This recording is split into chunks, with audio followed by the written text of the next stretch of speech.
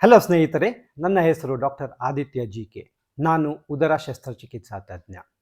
ಇವತ್ತು gastro intestinal solution ಎಂಬ ಫಲಕದ ಅಡಿಯಲ್ಲಿ ಇನ್ನೊಂದು OPD ಬೇಸ್ಡ್ ಕಾರ್ಯವಿಧಾನ ಅಂದರೆ ಕೊಲೊನೋಸ್ಕೋಪಿಯ ಬಗ್ಗೆ ಮಾಹಿತಿಯನ್ನು ನೀಡಲಿದ್ದೇನೆ.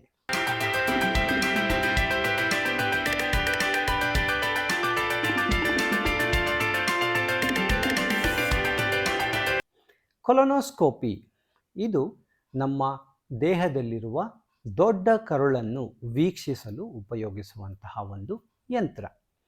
ಇದರಲ್ಲಿ ಒಂದು ಟ್ಯೂಬಿಗೆ ಕ್ಯಾಮರಾವನ್ನು ಅಳವಡಿಸಿ ಅದನ್ನು ಗುದದ್ವಾರದ ಮೂಲಕ ನುಗ್ಗಿಸಿ ದೊಡ್ಡ ಕರುಳನ್ನು ವೀಕ್ಷಿಸಲು ಉಪಯೋಗಿಸುತ್ತೇವೆ.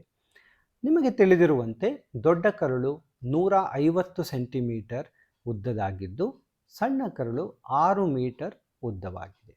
ಸೊ ಈ ಕೊಲೊನೋಸ್ಕೋಪಿಯನ್ನು ಯಾವ ಮನುಷ್ಯರಲ್ಲಿ, ಯಾವ ವ್ಯಕ್ತಿಯಲ್ಲಿ ಇದನ್ನು ಮಾಡಲಾಗುತ್ತದೆ ಅಂದರೆ, ಯಾವ ವ್ಯಕ್ತಿಗೆ ತುಂಬ ದಿನದಿಂದ ಲೂಸ್ ಮೋಷನ್ ಅಥವಾ ಭೇದಿ ಆಗುತ್ತಿದೆಯೋ, ಅಥವಾ ಯಾವ ಮನುಷ್ಯನಲ್ಲಿ ತಮ್ಮ ಮಲದ ವಿಚಾರದಲ್ಲಿ ಅಸ್ತವ್ಯಸ್ತ ನಡೆಯುತ್ತಿದೆಯೋ, ಅಂದರೆ ಸ್ವಲ್ಪ ದಿನ ಲೂಸ್ ಮೋಷನ್ ಇದ್ದು ಆಮೇಲೆ ಕಾನ್ಸ್ಟಿಪೇಷನ್ ಆಗುವುದು, ಅಥವಾ ಕಾನ್ಸ್ಟಿಪೇಷನ್ ಆಗಿದ್ದು ಮತ್ತೆ ಲೂಸ್ ಮೋಷನ್ ಆಗುವುದು, ಇಂತಹ ಸಂದರ್ಭ ಬಂದಾಗ, ಅಥವಾ ಯಾವ ವ್ಯಕ್ತಿಯಲ್ಲಿ ಮಲದಲ್ಲಿ ರಕ್ತ ಕಾಣಿಸಿಕೊಳ್ಳುತ್ತಿದೆಯೋ, ಅಥವಾ ಮಲದಲ್ಲಿ ಕಫ ಕಾಣಿಸಿಕೊಳ್ಳುತ್ತಿದೆಯೋ, ಅಥವಾ ಸ್ಟೂಲ್ ಅಕಲ್ಟ್ ಬ್ಲಡ್ ಟೆಸ್ಟ್ ಅನ್ನುವ ಟೆಸ್ಟ್ ಯಾರಿಗೆ ಪಾಸಿಟಿವ್ ಬರುತ್ತದೆಯೋ, ಹಾಗೂ ಇದನ್ನು ಸ್ಕ್ರೀನಿಂಗ್ ಟೆಸ್ಟ್ ಆಗಿ 45ರಿಂದ 50 ವಯಸ್ಸಿನ ಮೇಲ್ಪಟ್ಟವರಲ್ಲಿ ನಡೆಸಲಾಗುತ್ತದೆ. ಇದನ್ನು ಫಾಲೋ ಅಪ್ ಟೆಸ್ಟ್ ಆಗಿ ಯಾರ ದೊಡ್ಡ ಕರುಳಿನ ಆಪರೇಷನ್ ಆಗಿದೆಯೋ, ಕ್ಯಾನ್ಸರ್ ಆಗಿರ್ಬೋದು ಅಥವಾ ಕ್ಯಾನ್ಸರ್ನ ಬೇರೆ ರೀತಿಯ ಕಾಯಿಲೆಗಳಿಗೆ ದೊಡ್ಡ ಕರುಳಿನ ಒಂದು ಆಪರೇಷನ್ ನಡೆದಿದೆಯೋ ಅವರಲ್ಲಿಯೂ ಕೂಡ ಫಾಲೋ ಅಪ್ ಆಗಿ ಇದನ್ನು ಮಾಡಲಾಗುತ್ತದೆ. ಇನ್ನು ಕೆಲವರಲ್ಲಿ ಇಂಟೆಸ್ಟೈನ್ ಜಾರಿ ಕೆಳಗಡೆ ಬಂದಿರುವಂತಹ ಕಾಯಿಲೆಗಳಿರ್ತವೆ, ಅವರಲ್ಲಿಯೂ ಕೂಡ ಇದನ್ನು ಮಾಡಲಾಗುತ್ತದೆ. ಇನ್ನು ಕೆಲವರಿಗೆ ಅವರ ಮಲವಿಸರ್ಜನೆಯಲ್ಲಿ ಒಂದು ನಿಯಂತ್ರಣವಿರುವುದಿಲ್ಲ, ಅದನ್ನು ಇನ್ಕಾಂಟಿನೆನ್ಸ್ ಅಂತೂ ಕರೆಯುತ್ತೇವೆ. ಸೊ ಇಂತಹ ವ್ಯಕ್ತಿಗಳಲ್ಲಿ ಈ ಒಂದು ಕೊಲೊನೋಸ್ಕೋಪಿಯನ್ನು ಮಾಡಲು ನಮಗೆ ಇಂಡಿಕೇಶನ್ಸ್ ಇರುತ್ತದೆ. ಸೊ ಇದನ್ನು ಒಂದು ಲೋಕಲ್ ಅನಸ್ಥೀಷಿಯಾವನ್ನು ಉಪಯೋಗಿಸಿ ಮಾಡಬಹುದು, ಇಲ್ಲವಾದಲ್ಲಿ ಜನರಲ್ ಅನಸ್ಥೀಷಿಯಾದಲ್ಲಿ ಮಾಡಬಹುದು. ಜನರಲ್ ಅನಸ್ಥೀಷಿಯಾದಲ್ಲಿ ಮಾಡುವುದಾದರೆ ಆ ವ್ಯಕ್ತಿಯು 1 ದಿನದ ಮಟ್ಟಿಗೆ ಆಸ್ಪತ್ರೆಯಲ್ಲಿ ಅಡ್ಮಿಷನ್ನನ್ನು ಪಡೆಯಬೇಕಾಗುತ್ತದೆ. ಅನಸ್ಥೀಷಿಯಾ ಡಾಕ್ಟರ್ ನೋಡಿ ಅದಕ್ಕೆ ಸಂಬಂಧಪಟ್ಟಂತಹ ರಕ್ತ ಪರೀಕ್ಷೆಗಳನ್ನು ಮಾಡಿ ನಂತರ ಈ ಕಾರ್ಯವಿಧಾನವನ್ನು ಆಪರೇಷನ್ ಥಿಯೇಟರ್ನಲ್ಲಿ ಮಾಡಲಾಗುತ್ತದೆ. ಇದರಿಂದ ಈ ರೋಗಿಗೆ ಅಥವಾ ವ್ಯಕ್ತಿಗೆ ಆ ಕಾರ್ಯವಿಧಾನದ ಬಗ್ಗೆ ಏನು ನೆನಪಿರುವುದಿಲ್ಲ. ಈ ಕಾರ್ಯವಿಧಾನ 15ರಿಂದ 20 ನಿಮಿಷಗಳ ಕಾಲ ತೆಗೆದುಕೊಳ್ಳುತ್ತದೆ. ಈ ಕಾರ್ಯವಿಧಾನವನ್ನು ನಡೆಸುವ ಮುಂಚೆ ಈ ಕರುಳನ್ನು ತಯಾರಿ ಮಾಡಬೇಕಾಗುತ್ತದೆ. ಕರುಳಿನ ತಯಾರಿ ಅಂದರೆ ಕರುಳನ್ನು ಒಳಗಡೆ ಕ್ಲೀನ್ ಮಾಡುವಂತಹ ಒಂದು ವಿಧಾನ.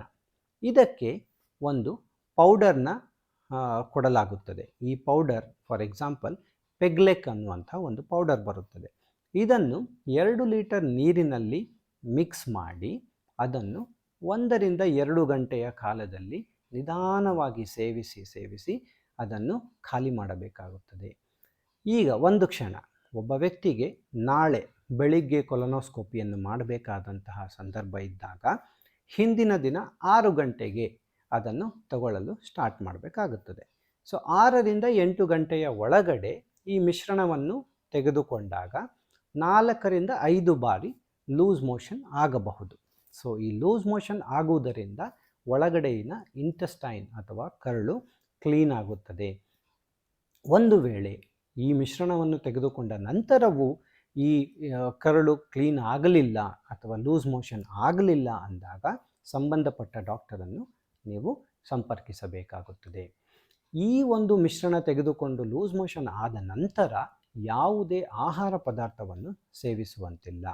ನೀರಿನ ಅಂಶವನ್ನು ತೆಗೆದುಕೊಳ್ಳಬಹುದು. ನೀರು ಅಂದರೆ ನೀರಾಗಿರಬಹುದು, ಎಳನೀರಾಗಿರಬಹುದು, ಅಥವಾ ಜ್ಯೂಸ್, ಕ್ಲಿಯರ್ ಜ್ಯೂಸ್ಗಳಾಗಿರಬಹುದು ಅಥವಾ ಓರಲ್ ರಿಹೈಡ್ರೇಷನ್ ಸೊಲ್ಯೂಷನ್ ORS ಅಂತ ಕರೆಯುತ್ತೇವಲ್ಲ, ಅದನ್ನು ತೆಗೆದುಕೊಳ್ಳಬಹುದು. ಆದರೆ ಯಾವುದೇ ಆಹಾರವನ್ನು ತೆಗೆದುಕೊಳ್ಳುವ ಹಾಗಿಲ್ಲ. ಈ ಪ್ರೊಸೀಜರ್ ನಡೆಯುವ ವೇಳೆಯಲ್ಲಿ ನಿಮ್ಮ ಸಂಬಂಧಪಟ್ಟಂತಹ ಒಬ್ಬರು ನಿಮ್ಮ ಜೊತೆಯಲ್ಲಿ ಇರುವುದು ಸೂಕ್ತ. ಈ ಕಾರ್ಯವಿಧಾನದ ಸಮಯದಲ್ಲಿ ಸ್ವಲ್ಪ ನೋವು ಅಥವಾ ಹೊಟ್ಟೆ ಉಬ್ಬರವಾಗುವಂತೆ ಭಾಸವಾಗುತ್ತದೆ. ಯಾಕಂದರೆ ಒಳಗಡೆ ಇಂಟೆಸ್ಟೈನ್ ಅಥವಾ ಕರುಳನ್ನು ನೋಡಲು ಗ್ಯಾಸನ್ನು ಸಿಂಪಡಿಸುತ್ತೇವೆ. ಸೊ ಇದನ್ನು ಹಾಕಿದಾಗ ಸ್ವಲ್ಪ ಹೊಟ್ಟೆ ಉಬ್ಬರ ಬಂದ ಹಾಗೆ ಅಥವಾ ಸ್ವಲ್ಪ ನೋವಿನ ರೀತಿಯಲ್ಲಿ ಭಾಸವಾಗುತ್ತದೆ. ನಿಮಗೆ ತಿಳಿದಿರುವಂತೆ ಈ ದೊಡ್ಡ ಕರುಳು ಒಂದು ಸ್ಟ್ರೇಟ್ ಲೈನ್ನಲ್ಲಿ ಇಲ್ಲ, ಇದು ತುಂಬ ಕರ್ವ್ಡ್ ಆಗಿರೋದರಿಂದ ಆ ಟ್ಯೂಬನ್ನು ಪಾಸ್ ಮಾಡಿ ಹೋಗುತ್ತಿರುವಾಗ ಸ್ವಲ್ಪ ನೋವು ಅಥವಾ ಡಿಸ್ಕಂಫರ್ಟ್ ಇರುತ್ತದೆ.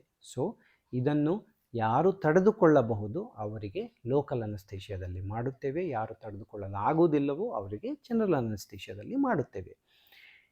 ನಿಮಗೆ ಗೊತ್ತಿರುವಂತೆಯೇ ಈ ಒಂದು ಕಾರ್ಯವಿಧಾನವು ಎಲ್ಲರಲ್ಲಿಯೂ ಯಶಸ್ವಿಯಾಗಿ ನಡೆಯಲು ಸಾಧ್ಯವಿಲ್ಲ. ಒಂದು 5% ಜನರಲ್ಲಿ ಇದು ಸಂಪೂರ್ಣವಾಗಿ ಯಶಸ್ವಿ ಆಗದೇ ಇರಬಹುದು. ಯಾಕೆಂದು ಸಂದರ್ಭ ಈ ದೊಡ್ಡ ಕರುಳು ತಯಾರಿ ಸರಿಯಾಗಿ ನಡೆಯದೇ ಇದ್ದಾಗ ಅಥವಾ ರೋಗಿ ಅಥವಾ ವ್ಯಕ್ತಿಯು ಅವರ ನೋವಿನ ಪ್ರಮಾಣ ಜಾಸ್ತಿ ಆದಾಗ ಅವರು ಇದನ್ನು ತಡೆದುಕೊಳ್ಳದೇ ಇರುವಂತಹ ಸಾಧ್ಯತೆ ಇರುತ್ತದೆ. ಇಂತಹ ಸಂದರ್ಭದಲ್ಲಿ ಇನ್ನೊಂದು ಬಾರಿ ಈ ಕರುಳಿನ ಕ್ಲೀನ್ ಮಾಡುವಂತಹ ಒಂದು ವಿಧಾನವನ್ನು ಮರುಕಳಿಸಿ ಮತ್ತೆ ಮಾಡಲು ಸಾಧ್ಯವಿದೆ. ಅಥವಾ ನೋವಿನ ಪ್ರಮಾಣ ಜಾಸ್ತಿ ಇರುವವರಲ್ಲಿ ಜನರಲ್ ಅನಸ್ತೇಷಿಯಾವನ್ನು ತೆಗೆದುಕೊಂಡು ಅವರಲ್ಲಿ ಮಾಡಲು ಸಾಧ್ಯವಿದೆ. ಸೊ ಈ ಕಾರ್ಯವಿಧಾನದ ಸಮಯದಲ್ಲಿ ಅಥವಾ ಈ ಕಾರ್ಯವಿಧಾನದ ಮುಂಚೆ ವ್ಯಕ್ತಿಗಳು ಅವರ ದಿನನಿತ್ಯದ ಔಷಧಿಗಳನ್ನು ತೆಗೆದುಕೊಳ್ಳಬಹುದು. ಒಂದು ವೇಳೆ ಶುಗರ್ ಮಾತ್ರೆಗಳು ಅಥವಾ ರಕ್ತ ತೆಳುಗೊಳಿಸುವಂತಹ ಮಾತ್ರೆಗಳನ್ನು ತೆಗೆದುಕೊಳ್ಳುತ್ತಿದ್ದರೆ ಅದನ್ನು ನಿಲ್ಲಿಸಬೇಕಾಗುತ್ತದೆ. ಅಥವಾ ನಿಮಗೆ ಈ ಮಾತ್ರೆಗಳು ಔಷಧಿಗಳನ್ನು ತೆಗೆದುಕೊಳ್ಳುವಲ್ಲಿ ಯಾವುದೇ ಸಂದೇಹವಿದ್ದಾಗ ತಮ್ಮ ಸಂಬಂಧಪಟ್ಟ ಡಾಕ್ಟರನ್ನು ಕನ್ಸಲ್ಟ್ ಮಾಡಿ ಅವರ ಒಂದು ಸಜೆಷನ್ ತಗೊಂಡು ನೀವು ಯಾವುದನ್ನು ತೆಗೆದುಕೊಳ್ಳಬಹುದು, ಯಾವುದನ್ನು ತೆಗೆದುಕೊಳ್ಳಲಾಗುವುದಿಲ್ಲವೆನ್ನುವುದನ್ನು ಖಚಿತಪಡಿಸಿಕೊಳ್ಳಬಹುದು. ಹಾಗೆಯೇ ಈ ಪ್ರೊಸೀಜರ್, ಈ ಕಾರ್ಯವಿಧಾನ ನಡೆದ 10 ನಿಮಿಷದಲ್ಲಿ ರಿಪೋರ್ಟ್ ರೆಡಿಯಾಗುವುದು. ಈ ಕಾರ್ಯವಿಧಾನದ ನಂತರ ವ್ಯಕ್ತಿಗಳು ಅವರ ದಿನನಿತ್ಯದ ಆಹಾರ ಅಥವಾ ಪಾನೀಯವನ್ನು ಸೇವಿಸಬಹುದು. ಹಾಗೆಯೇ ಅವರು ತಮ್ಮ ಕಾರ್ಯಗಳನ್ನು ಕೂಡ ನಡೆಸಲು ಸಾಧ್ಯವಿದೆ. ಈ ಕಾರ್ಯವಿಧಾನ ನಡೆಯುತ್ತಿರುವಾಗ ದೊಡ್ಡ ಕರುಳಿನಲ್ಲಿ ಯಾವುದೇ ಸಂಶಯಾತ್ಮಕ ಜಾಗ ಕಂಡು ಬಂದಾಗ ಆ ಜಾಗದಿಂದ ಬಯಾಪ್ಸಿ ಅಂದರೆ ಸಣ್ಣ ಸಣ್ಣ ಪೀಸ್ಗಳನ್ನು ತೆಗೆದುಕೊಂಡು ಅದನ್ನು ಟೆಸ್ಟಿಗೆ ಕಳಿಸಲಾಗುತ್ತದೆ. ಈ ಟೆಸ್ಟಿನ ರಿಪೋರ್ಟ್ ಬಂದ ನಂತರ ನಿಮ್ಮ ಸಂಬಂಧಪಟ್ಟ ವೈದ್ಯರನ್ನು ಸಂಪರ್ಕಿಸಬೇಕಾಗುತ್ತದೆ. ಸೊ ಈ ಒಂದು ಪ್ರೊಸೀಜರ್ ಅಥವಾ ಕಾರ್ಯವಿಧಾನ ತುಂಬ ಮುಖ್ಯವಾದಂತಹ ಕಾರ್ಯವಿಧಾನ. ಯಾಕೆಂದರೆ ಇದನ್ನು ಮಾಡುವುದರಿಂದ ನಮ್ಮ ದೊಡ್ಡ ಕರುಳಿನಲ್ಲಿ ಕಾಣಿಸಿಕೊಳ್ಳಬಹುದಾದಂತಹ ಕ್ಯಾನ್ಸರ್ ಗಡ್ಡೆಗಳು ಅಥವಾ ಬೇರೆ ಕಾಯಿಲೆಗಳನ್ನು ಬೇಗನೆ ಅದನ್ನು ನಾವು ಕಂಡುಹಿಡಿಯಬಹುದು. ಈಗ ಬೇಗ ಕಂಡುಹಿಡಿಯುವುದರಿಂದ ಅದಕ್ಕೆ ಟ್ರೀಟ್ಮೆಂಟ್ನ ಬೇಗನೆ ಶುರು ಮಾಡುವುದರಿಂದ ಅದನ್ನು ಸಂಪೂರ್ಣವಾಗಿ ಗುಣಪಡಿಸಲು ಸಾಧ್ಯವಿರುತ್ತದೆ.